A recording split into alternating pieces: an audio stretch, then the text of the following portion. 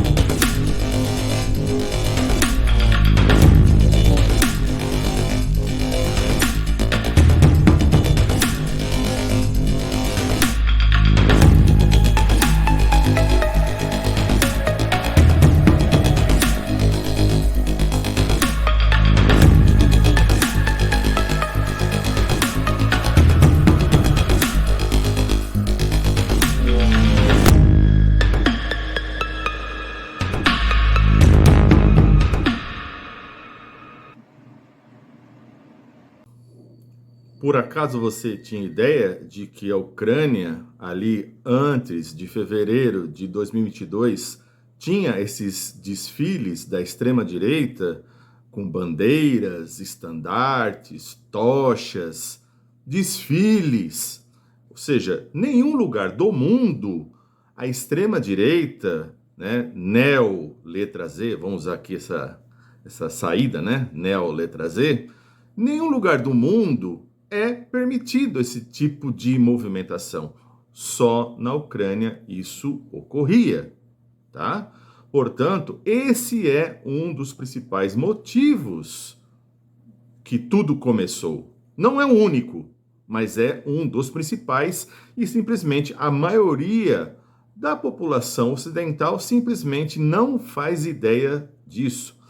Aliás, essas imagens eu recolhi de alguns vídeos ali que circulavam antes de fevereiro, antes de 24 de fevereiro de 2022, e obviamente alguns desses vídeos já nem mais estão presentes nessa plataforma, mesmo porque, como há um boicote dessa plataforma com aqueles canais russos, né? Um dos canais que eu colhi essas imagens é um canal espanhol, né? Um canal russo de língua espanhola, mas ele já foi boicotado por essa plataforma, né? Então vejam que o Ocidente simplesmente não obedece uma regra básica do jornalismo, né? Que eu obviamente não boto fé, mas ela existe, que é a ideia de você tem que olhar os dois lados, ser neutro e, obviamente, relatar, fazer a reportagem aí dos fatos, né, das imagens. De qualquer maneira, isso fica bem claro que no caso da imprensa ocidental, ela tomou partido, ela tomou um único lado, unilateral, e, portanto, por isso que a maioria nem sabe da existência dessa situação que você tinha lá dentro da Ucrânia.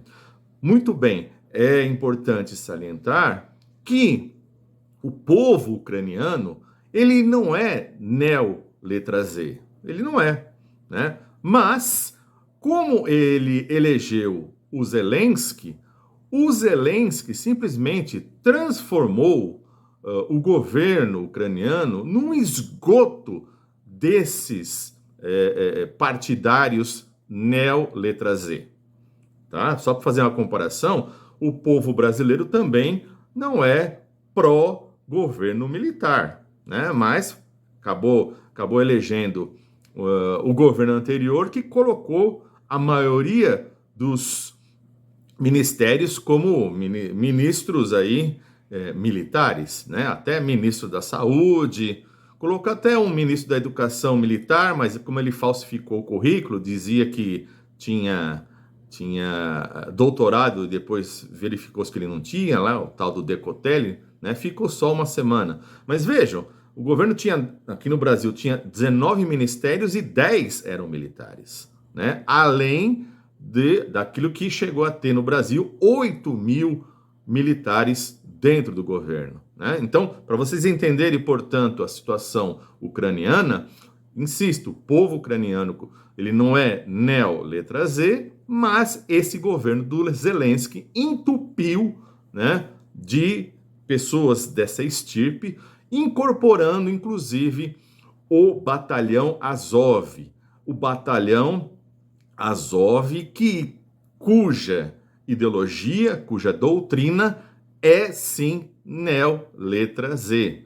E vejam só, no dia 6 de fevereiro de 24, recentemente, portanto, a própria TV 5 Monde, né, a TV 5 Mundo, que é uma das mais importantes aí da Europa, uma TV francesa, estava mostrando ali, como todo mundo na Europa é partidário dos ucranianos, né, mostrando o luto dos membros do batalhão Azov, mostrando lá a fisioterapia daqueles que tinham ali enfrentado as batalhas e perdido membros. Vejam, o batalhão Azov é desse grupo da extrema-direita, né? Se vocês também não conhecem quem é o batalhão Azov, vejam também agora, em seguida, essas imagens.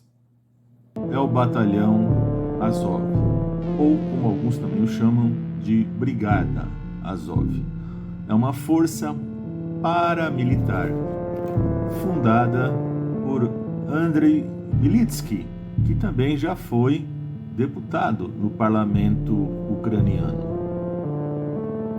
Esse grupo político foi fundado em 2014 e incorporado à Guarda Nacional e o Exército do país através do Ministério do Interior.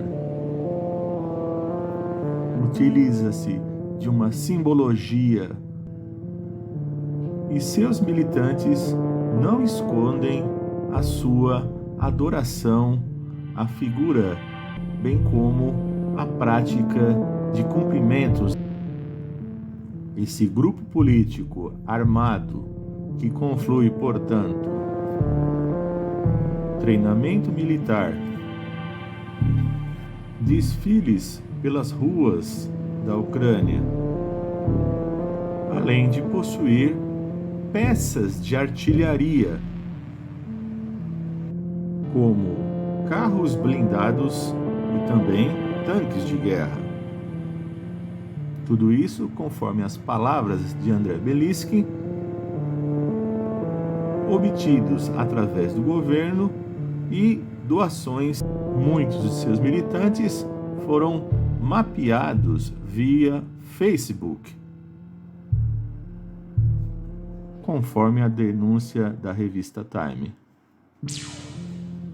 O mesmo Facebook que, após o início da guerra, em apenas um dia de guerra, passou a permitir elogios a paramilitares. em especial os membros do batalhão de Azov. O Putin diz que uma das razões centrais dessa situação toda é em função, obviamente, desses grupos neo-letra Z que ele pretende eliminar. Eu entendo isso como uma ilusão, né? Não funciona dessa maneira, né? Você pode, digamos, diminuir drasticamente, varrendo, ganhando todo esse conflito, e chama aqui de conflito porque também não pode usar aquela outra palavrinha que começa com a sílaba guerre, né? Porque aqui também essa plataforma não gosta dessa palavra, né? Mas enfim, o Putin tinha como um dos objetivos combater esses grupos, né? Tanto é que naquela entrevista de dias atrás ao jornalista Tucker Carlson, ele acabou dizendo aí, mostrando que um dos aliados, que é o Canadá, acabou prestando uma homenagem a um ucraniano que esteve na segundo conflito mundial, né? E depois verificou-se que esse cara não era, portanto, do lado de cá da trincheira, ele era do lado de lá, ligado aos alemães daquela figura lá, aquele alemão do bigodinho, né, que começa com as letras HI, também esse nome dele também não pode falar aqui na plataforma. Então, vejam vocês que esse é um dos pontos centrais dessa guerra. Praticamente a imprensa, ou ela distorce, né, no sentido da guerra de narrativas, ela sai pela tangente, ou literalmente omite mesmo, né? Claro que quero deixar bem claro aqui que, para você que não assistiu nenhum vídeo deste canal, nenhum vídeo meu falando dessa situação entre Ucrânia e Rússia, não pensem vocês que eu estou aqui defendendo Putin, não, tá? Eu sei muito bem que lá na Rússia, quem é oposição ao Putin, né, acaba sendo preso, acaba sendo envenenado, subitamente cai da varanda dos prédios, né? Então não é flor que se cheire o Putin. Sem contar que aqui a perspectiva desse canal de esquerda é a perspectiva do trabalho. E o Putin representa a perspectiva do capital. Ele é um defensor do capitalismo. Bom, mas pelo menos nesse sentido é mais claro as coisas que não são para muita gente, no caso chinês, né? Que acha que China é socialista, né? Imagina, um país que nutre e mantém bilionários, né? Dizer que é socialista. Mas enfim, pelo menos nesse sentido, o Putin, ele é capitalista, não nega isso. O Partido Comunista é o segundo maior na Rússia, mas não apita nada, tá? Então, como a China é governada por um partido comunista, então todo mundo acha que, só pelo nome do partido, acha que o país é um país comunista, um país socialista, é uma confusão tremenda, né? Mas, enfim, sem ilusões com Putin. Nós fomos muito acostumados e mal acostumados, desde o mundo grego, a pensar de forma dicotômica, ou seja, existe o bem e o mal, o certo e o errado, né? O verdadeiro e o falso. Portanto, quando pensa, portanto, em conflitos, pensa da mesma maneira, né? Como se fosse um jogo de futebol. Você escolhe um lado e torce por ele. Não. Entender o mundo das contradições é entender que aquilo que está presente na história, a história em movimento, portanto, os tais dos conflitos existentes, eles podem ter, ao mesmo tempo, sinais de bom e mal ao mesmo tempo, certo e errado ao mesmo tempo. Ou seja, isso faz parte da lógica do contraditório. Portanto, se de um lado pensam que eu estou defendendo Putin, não estou.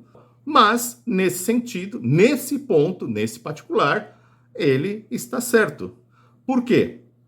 Porque, de fato, outra coisa que nossa imprensa vem omitindo, e muito, é que antes de 24 de fevereiro de 2022, o movimento migratório da região do Donbás era para a Rússia, porque eles estavam sendo ali massacrados. né? Havia, portanto, ali outra palavrinha proibida, G mais NO mais duas letrinhas e termina com DIO, né? Mas não pode falar. Havia, por parte do governo de Zelensky, o governo ucraniano, uma varredura.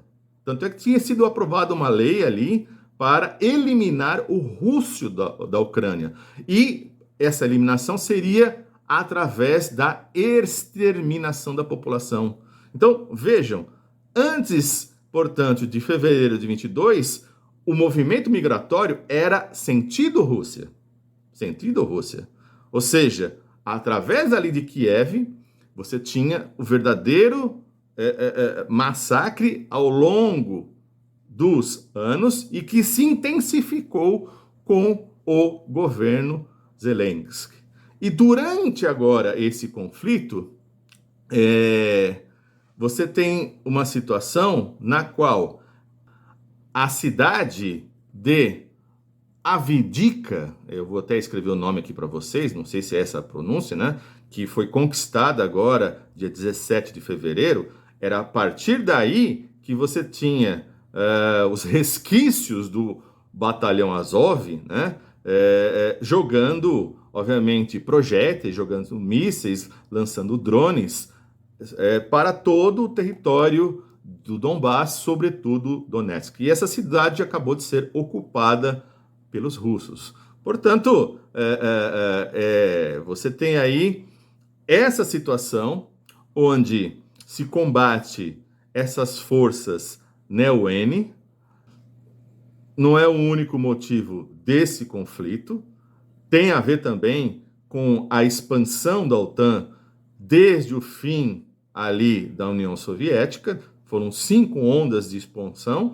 Cada vez que os Estados Unidos disse que não iria se expandir com a OTAN, a expansão ia ocorrendo, e o último ponto seria a própria entrada da Ucrânia, podendo ali apontar mísseis para o território russo, né?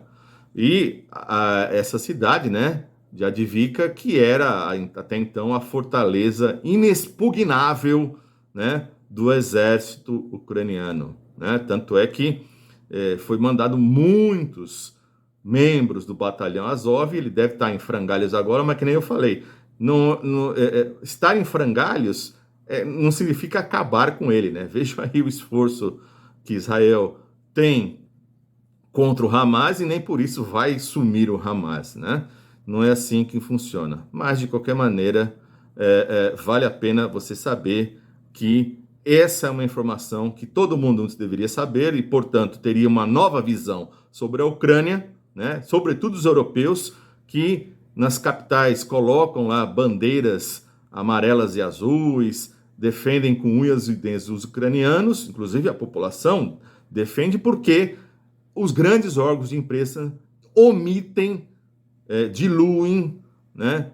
Fazem guerra de narrativas, simplesmente não estão mostrando o que deveria ser mostrado, e sim fica aí prevalecendo somente a visão de quem? A visão da OTAN, visão essa que vem lá da Bélgica, né? Da sede da OTAN, que por sinal vem como derivação do governo dos Estados Unidos, né? Governo do Pentágono e de Washington. Nesse sentido, portanto, os europeus estão sendo vassalos dos Estados Unidos, né? Como diria o Marx, eles fazem, mas não o sabem. É isso. Se você gostou, dá o like. Se você conheceu agora o canal, inscreva-se. E temos aí vários outros temas que tratamos. E nos vemos aí nos próximos vídeos.